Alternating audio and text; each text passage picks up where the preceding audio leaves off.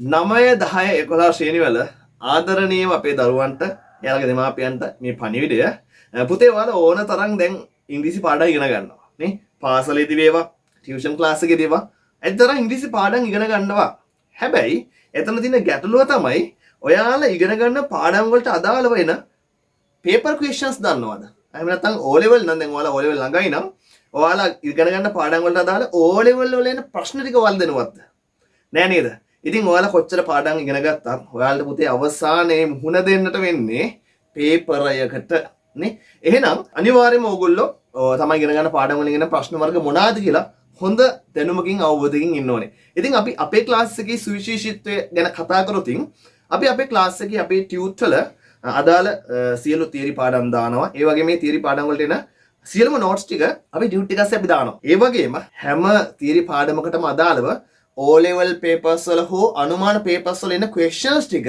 අපි ඒ අදාළ පාඩම යටින් දානවා. එතකොට ඔයාලා මොන හරි පාඩමක් ඉගෙන ගන්නවා කියලා හිතමු. එතකොට ඒ පාඩමට අදාළ questions මොනවාද කියලා ඔයාලා හොඳ අවබෝධයක් අපේ ටියුට්ස් වලින් අපේ classes වලින් ඉගෙන ගන්නවා. නේ?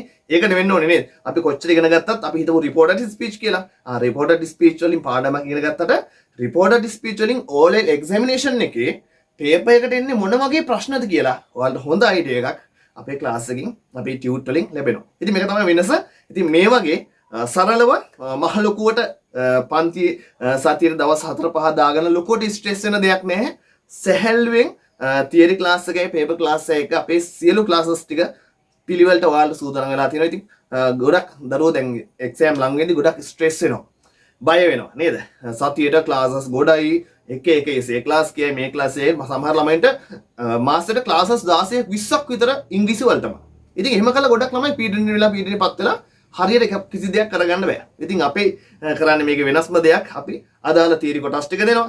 අදාළ පේපර්ස් ටික සාකච්ඡා කරනවා. අදාළ තියරි පාඩම් වලට අදාළ පේපර්ස් ටික අදාළ ක්වෙස්චන්ස් ටික වෙනම සාකච්ඡා කරනවා. ඉතින් මේ වගේ හරියට පිළිවෙලට සැහැල්ලුවෙන් ඔයාලව සාමාන්‍ය පෙළ විභාගයට සූදානම් කරලා නිදහසේ විභාගයේලා සතුටින් ඒකක් ගන්න අපි සූදානම් කරනවා. ඉතින් ඒක තමයි අපේ වැඩපිළිවෙල.